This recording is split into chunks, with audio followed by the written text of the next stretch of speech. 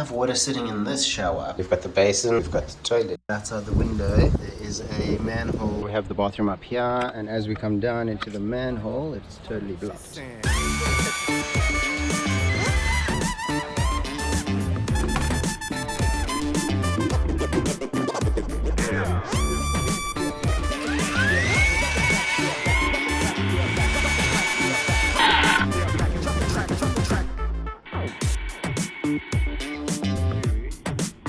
So we start here downstream from the manhole, and then 2 meters we have roots growing in which we've cut out, and then another 4 meters we come into a hidden manhole.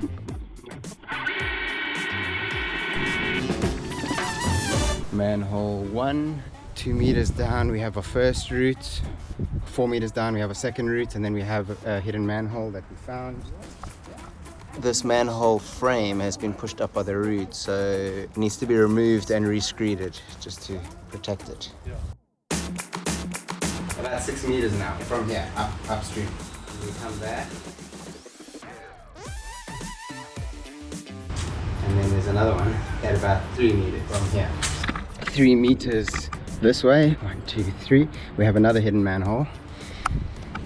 And then we come through to this manhole.